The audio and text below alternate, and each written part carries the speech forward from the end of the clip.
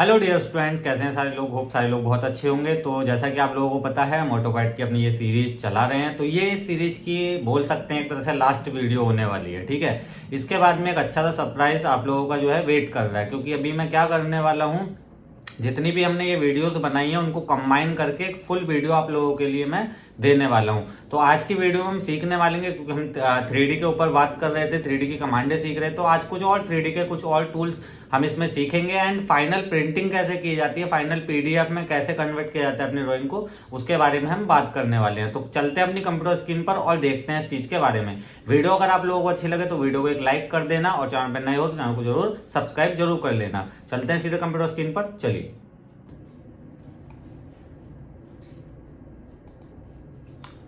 तो अभी आप जैसा देख पा रहे होगे, हम अपनी कंप्यूटर स्क्रीन पर आ चुके हैं, ठीक है। तो अभी ये हमने ऑटोकैड 3D में हम काम कर रहे हैं। तो 3D में हमने क्या कुछ बेसिक कमांड्स अपनी कर ली थी, जैसे बॉक्स कैसे बनाना है, टोरस कैसे बनाना है, ठीक है। एंड कुछ एडवांस कमांड भी हमने की थी, जैसे एक्सट्रूड हो गया, आपका रिवॉल्व हो गया, लॉफ्ट हो गया। ये सारी चीजें यहाँ पर आ रही हैं। अगर किसी ने ये सारी चीजें नहीं देखी हो तो इससे प्रीवियस वीडियो में ऊपर आई बटन में आपको मिल जाएगा ना, या फिर नीचे आपको डिस्क्रिप्शन में पूरा लिंक मिल जाएगा, वहां जाके आप उसको चेकआउट कर सकते हैं, ठीक है। तो आगे नेक्स्ट हम कुछ और कमांड्स आती हैं इसमें, इसके बारे में हम बात करने वाले हैं। जैसे इसमें पहली कमांड आती है आपकी सब्सट्रैक्ट, ठीक है। सब्सट्रैक्ट का मतलब क्या होता है, यानी सपोज कीजिए आपने कोई दो 3D ऑब्जेक्ट्स बनाए हुए हैं। अब आप चाहते हैं कि पहले वाले ऑब्जेक्ट्स में से जो दूसरा वाला ऑब्जेक्ट है, जो आपने उसी के ऊपर बनाया हुआ है, वो मेरा उतना पार्ट कट हो जाए, यानी कि डिलीट हो जाए। तो उसके लिए सब्सट्रैक्ट का यूज किया जाता है। करते कैसे हैं, जैसे सपोज कीजिए मैंने यहां से भी एक ये बॉक्स बना लिया इस तरह से, ठीक है। ये मैंने एक 3D बॉक्स यहां बना लिया। अब मैं क्या कर रहा हूं, यहां से एक और मैं 3D ऑब्जेक्ट इसके ऊपर क्रिएट करूंगा। तो उसके लिए जैसे मैंने यहां से सर्कल लिया, और यहां से ये मैंने ऐसे करके सर्किल बना दिया, ठीक है। अब सर्किल बनाने के बाद मैं इसमें क्या करूंगा, या तो मैं इसको एक्सट्रूड करूंगा, ठीक है। ये जो मैंने सर्किल बनाया इसको एक्सट्रूड करूंगा, यानी 2D टू 3D कन्वर्ट करूंगा, ठीक है। तो उसके लिए क्या करते हैं, यहां से हम एक्सट्रूड पे क्लिक करेंगे, ऑब्जेक्ट पे क्लिक करेंगे एंड एंटर कर देंगे, ठीक है। एंड आप देख पा रहे हो कि मैंने इसको यहां से ये इतना क्लिक कर दिया, तो यहां मेरा ये ऑब्जेक्ट क्रिएट हो गया। अब सब्सट्रैक्ट में क्या होगा, जैसे सपोज कीजिए मुझे ये दूसरे वाले ऑब्जेक्ट को पहले वाले ऑब्जेक्ट में से ये जो पार्ट इसका आ रहा है सिलेक्शन वाला, इतने को काटना है, ठीक है। तो आप कमांड डालेंगे SUB, कमांड डाल सकते हो आप, या फिर आप यहाँ ऊपर एडिट पैनल में आकर सब्सट्रैक्ट पर भी क्लिक कर सकते हो। तो मैंने SUB एंटर किया। अब आपको पहला ऑब्जेक्ट जिसमें से कट आपको करना है उस पर क्लिक करना है और एंटर प्रेस करना है, और दूसरा वाला ऑब्जेक्ट सेलेक्ट करना है और एंटर प्रेस करना है। तो आप यहाँ पर देख पा रहे होगे, शिफ्ट के साथ में इसको रोटेट करते हैं, माउस का स्क्रॉल जो बटन है उसको होल्ड प्रेस करके, तो आप यहाँ देख पा रहे होगे ये जो पार्ट है मेरा वो सब्सट्रैक्ट हो चुका है। तो ये होती है आपकी सब्सट्रैक्ट कमांड, ठीक है। इसी के साथ में एक इससे मिलती जुलती कमांड आती है इंटरसेक्ट, ठीक है। इंटरसेक्ट में क्या रहता है आपका, जैसे मैंने एक ऑब्जेक्ट ये क्रिएट किया यहाँ पर, एंड दूसरा ऑब्जेक्ट में यहाँ पर ये क्रिएट कर रहा हूं, मैंने ये दो ऑब्जेक्ट क्रिएट कर लिए, ठीक है। अब इंटरसेक्ट में होगा ये कि ये दो ऑब्जेक्ट जितने पोर्शन में एक दूसरे को काट रहे होंगे, केवल उतना पार्ट आपका बचेगा, बाकी का सारा आपका डिलीट हो जाएगा, ठीक है। तो इंटरसेक्ट के लिए आप यहां से ले सकते हो, या फिर सीधे यहां से कमांड डाल सकते हो। एंटर के लिए INT आप डालोगे और एंटर कर दोगे। अब यहां क्या करना है, आपको पहला ऑब्जेक्ट सेलेक्ट करना है, दूसरा ऑब्जेक्ट सेलेक्ट करना है और एंटर दबाना है। मतलब वहां हम क्या कर रहे थे, पहला ऑब्जेक्ट एंटर, दूसरा ऑब्जेक्ट एंटर। यहाँ आपको दोनों ऑब्जेक्ट एक बार में सेलेक्ट करने हैं एंड उसके बाद में एंटर प्रेस कर देना है। तो जितना पार्ट आपका जो बच रहा होगा, जो आपस में इंटरसेक्ट कर रहे होंगे दोनों ऑब्जेक्ट, उतना आपके सामने यहाँ पर आ जाएगा, ठीक है। तो ये दो कमांड यहाँ पर आपका क्लियर हो गया। एक और छोटी सी कमांड आती है यूनियन, ठीक है। यूनियन का मतलब क्या होता है आपका, जैसे मैंने यहाँ पे एक और 3D ऑब्जेक्ट्स बना लिया, ये बना लिया यहाँ पर, ठीक है। एक और बना लिया ये, ठीक। हाँ, एक सेकंड तक,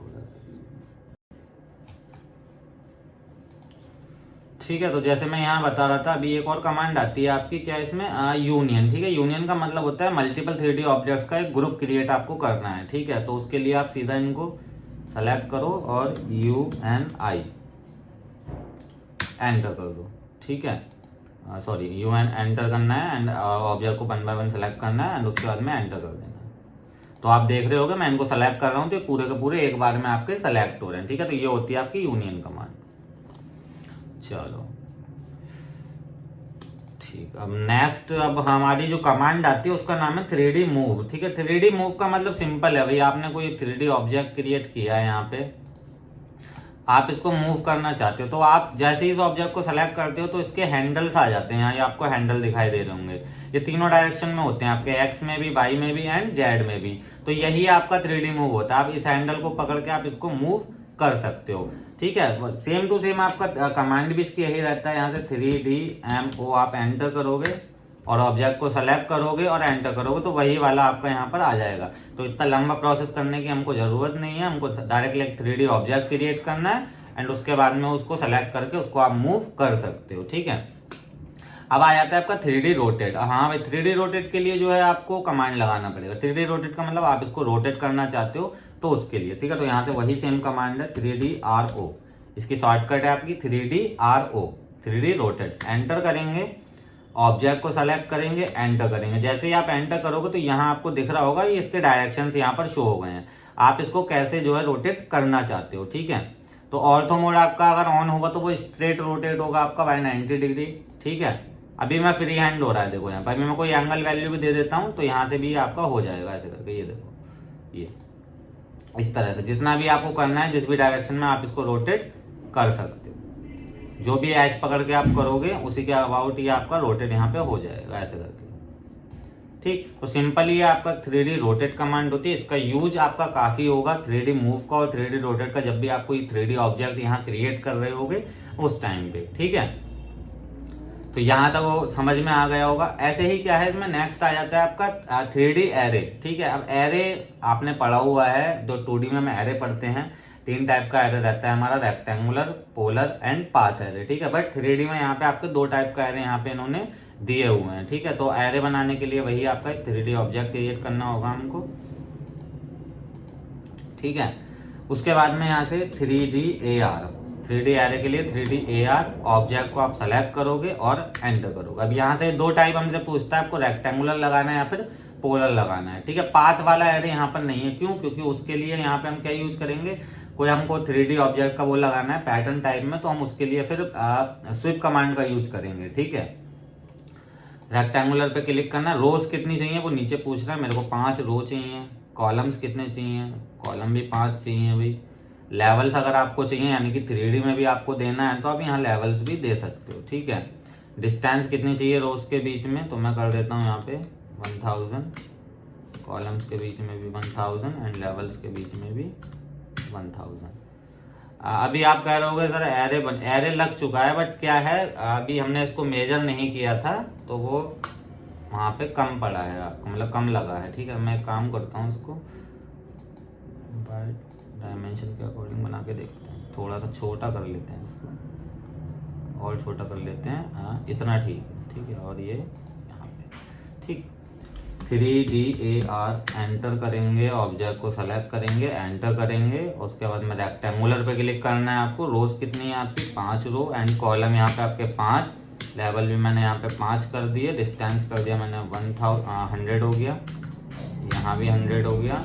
यहाँ वो आप अपने अकॉर्डिंग लगा सकते हो। देखो आप जैसे मैंने क्लिक किया तो यहाँ पे आप देख पा रहे हो कि इसका एक 3D एरे जो है वो लग चुका है। ठीक है, सेम ऐसे ही क्या होता है आपका पोलर का होता है, पोलर में भी आप ऐसे ही लगाओगे एरे को। तो मैंने यहाँ ये ऑब्जेक्ट क्रिएट कर लिया, आप कुछ भी कर सकते हो, सर्कल वगैरह मैं एक रेक्टेंगुलर शेप बना रहा हूँ, कुछ भी ले सकते हैं। ठीक है, 3DAR। ठीक है, एंटर करना है आपको, ऑब्जेक्ट को सेलेक्ट करेंगे, एंटर कर देंगे, पोलर पे क्लिक करना है, enter the number of current in array. तो नंबर देना है आपको, मेरे को 10 चाहिए। ठीक है, एंगल मेरे को 360 डिग्री में ही चाहिए, यस कर देते हैं इसको। सेंटर पॉइंट देना है एरे का एंड आपको और तो यहाँ से ऑन करना है इसका F8। चलो वो वहाँ से आ नहीं रहा है, बट मैं इसको यहाँ से सीधा ही रख देता हूँ। ठीक है, सपोज करो मैंने ऐसे रख दिया तो देखो वो उस टाइप से लगा दिया। जैसे मतलब आप वैल्यूज दे दोगे, जो सेंटर पॉइंट देकर आप एंगल दे दोगे स्ट्रेट वाला, तो वो उसके अबाउट आपका एरे लग जाएगा। ठीक है, जब आप इसको करके देखोगे एक बार, तब आपको ये क्लियर समझ में यहाँ पर आ जाएगा। ठीक है, तो ये आपका 3D एरे होता है। तो यहाँ हमने काफ़ी कमांडों के बारे में बात कर लिया आपका। ठीक है, सबस्ट्रैक्ट हो गया, इंटरसेक्ट हो गया। ठीक है, यूनियन आपका जैसे आपको ग्रुप बनाना हो, फिर 3D array, move, 3D rotate. ठीक, इसके बाद में एक चीज़ और आती है आपकी, मैं इनको भी बना रहने देता हूँ। यहाँ पे कमांड या समझ लो या फिर एक टूल समझ लो जिसको बोलते हैं विजुअलाइजेशन, ठीक है, या फिर विजुअलाइज। वो होता क्या है, मतलब आपको जैसे अभी मैं दिखा रहा हूँ यहाँ पे जो आपकी ड्राइंग दिख रही है यहाँ पे, वो अभी शेड फॉर्म में है, ठीक है। तो आप इसको चाहते हो 2D वायर फ्रेम में देखना, तो आप यहाँ पे क्लिक करोगे तो ये देखो 2D वायर फ्रेम में यहाँ पर ये शो होगा पूरा। तो आप यहाँ ऊपर टॉप कॉर्नर में जाके यहाँ से अपना जो व्यू है उनको चेकआउट कर सकते हो, ठीक है। तो अलग अलग यहाँ पर दिए हुए हैं। हिडन का मतलब जो अंदर वाली लाइन है वो गायब हो जाएंगी, बाकी आपका वो 3D में रहेगा, ठीक है। फिर रियलिस्टिक में वो आपका एक्चुअल 3D में दिखाता है। शेड आ जाता है आपका, हल्का सा 3D रहेगा बट शेड फॉर्म में, शेड विद एजेस, यानी शेड में भी रहेगा एंड उसकी एजेस भी आ जाएंगी यहाँ पर, क्लियर। शेड ऑफ ग्रे, ये थोड़ा सा डार्क ग्रे का शेड यहाँ पर मिल जाएगा आप लोगों को। स्केची में जैसे कोई हम पेंसिल से कोई स्केच ड्रॉ कर लेते हैं किसी सीट के ऊपर, तो वो फॉर्मेट में यहाँ पे आपको दिखाई देगा। आपको कोई डिजाइन करना है, कुछ स्केच वगैरह बनाना है, तो आप इसको इजीली यहाँ से कर सकते हो, चेकआउट कर सकते हो। वायर फ्रेम वही आ गया आपका, एंड एक्सरे फिर आपका वो ट्रांसपेरेंट यहाँ पे ऑब्जेक्ट भी आप इसको चेकआउट कर सकते हो कि वो ट्रांसपेरेंट फॉर्म में कैसा दिखाई देगा। तो ये विजुअलाइजेशन के कुछ फॉर्म होते हैं यहाँ पे, ठीक है। इसको विजुअल स्टाइल बोलते हैं बेसिकली। तो अभी शेड में या रियलिस्टिक में करके आप कैसे भी काम इसमें कर सकते हो, ठीक है। होप समझ में आ गया होगा आपको यहाँ तक ये, ठीक। तो यही इसकी 3D होती है। बाकी ऑटोकैड की 3D का अब इतना यूज होता नहीं है क्योंकि एडवांस 3D सॉफ्टवेयर आ चुके हैं। ऑटोकैड का जो मेन यूज है वो ड्राफ्टिंग के लिए किया जाता है, ठीक है। आपको 2D sketches, 2D shape, 2D drawings बनाने के लिए आपको ऑटोकैड का यूज करना है। बट आप 3D में काम करना चाहते हो तो जो कमांड्स मैंने आपको बताई हैं इस वीडियो में और इससे प्रीवियस वीडियो में, उनके हेल्प से आप 3D में भी कुछ ना कुछ इसमें क्रिएट कर सकते हो, ठीक है। नेक्स्ट अब इसमें आपका क्या रह गया, इसमें आपका एक फाइनल प्रिंटिंग जिसको हम बोलते हैं प्रिंट आउट निकालना, पीडीएफ फॉर्म में बनाना, ठीक है, किसी चीज को, यानी पीडीएफ क्रिएट करना। 2D के लिए 3D के लिए सेम फॉर्मेट है। जैसे सपोज करो अभी आप मैं क्या कर रहा हूँ यहाँ से एक 3D ऑब्जेक्ट में बना के उसका एक पीडीएफ या फिर एक प्लॉट जिसको हम बोलते हैं ना, प्लॉट करना, प्रिंटिंग करना, फाइनल प्रिंटिंग, वो करके यहाँ पे मैं आपको दिखाऊंगा, ठीक है। तो जैसे ये मैंने एक 3D ऑब्जेक्ट यहाँ पर क्रिएट किया हुआ है। अब प्लॉट के लिए क्या है, आपका फाइनल प्रिंटिंग के लिए आपको कमांड डालनी होती है PLOT, प्लॉट। प्लॉट आपने एंटर किया, उसके बाद में पॉपअप विंडो आपके सामने यहाँ खुल जाएगी, ठीक। अब यहाँ सबसे पहले आपको देखना है कि आप किस चीज में इसका प्लॉट करना चाहते हैं। आप जो ऑटोकैड की फाइल फॉर्मेट होता है वो सीधी सी बात है, आपको पता है .dwg होता है, ये मैंने सबसे पहले ही आपको बताया हुआ है। तो DWG टू PDF करना है आपको या JPG में करना है इसको, तो JPG में भी कन्वर्ट कर सकते हो, बट इसको अधिकतर हम क्या करते हैं DWG टू PDF करते हैं। तो जो सेटिंग्स में यहाँ पर सेट रखना हूँ आपको उसी के अकॉर्डिंग अपनी फाइल को जो है सेट करना है, ठीक है। तो यहाँ से मैंने इस पर क्लिक कर दिया। अब यहाँ पे आता है आपका पेपर साइज। आपको यहाँ डिफरेंट टाइप के पेपर साइजेस मिल जाएंगे, ठीक है।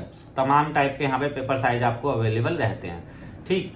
तो अभी जैसे हमको A4 पे निकालना है, A3 पे निकालना है, तो उसके साइज भी यहाँ पे आपको ये ISO करके आ रहा है, यहाँ से आपको वो साइजेस लेने हैं, ठीक है। तो जैसे मैं अभी इसको A4 पे प्रिंट करना चाह रहा हूँ तो मैंने यहाँ से A4 यहाँ से अपना ले लिया ये। उसके बाद में फिट टू पेपर पे आपको चेक रखना। अब यहाँ पे व्हाट टू प्लॉट, यहाँ कुछ ऑप्शंस आपको मिलेंगे, जैसे डिस्प्ले है, एक्सटेंट है, लिमिट है, विंडो है। तो डिस्प्ले का मतलब जो भी डिस्प्ले पे दिखाई दे रहा होगा टोटल आपका वो प्लॉट हो जाएगा, प्रिंट हो जाएगा। बट आपको जो यूज करना है वो हमेशा विंडो का करना है।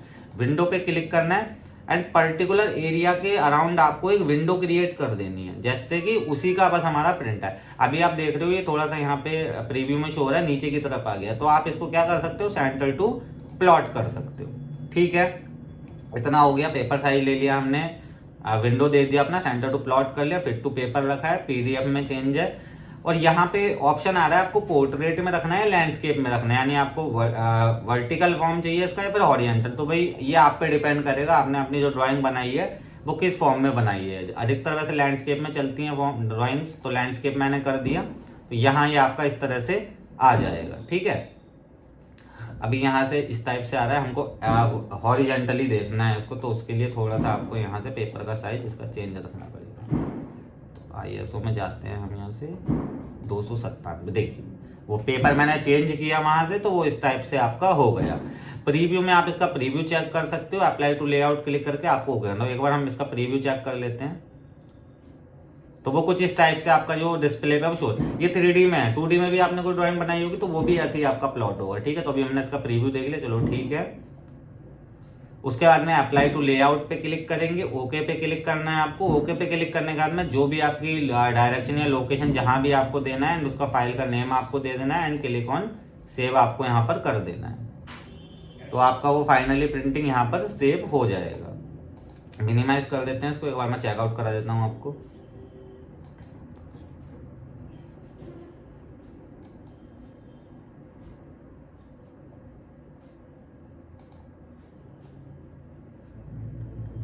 शायद आई नहीं ड्राइंग हमारी, डेस्कटॉप पे मैंने लोकेशन दिया था।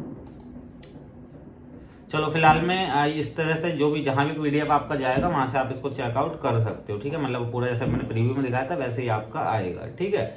तो आज की वीडियो में अब इतना ही रखते हैं। होप आपको चीज़ें समझ में आ गई होंगी। हमने ऑटोकैड को पूरा कवर कर लिया है, अपनी 14-15 जो भी वीडियोस आपकी बनी हुई हैं।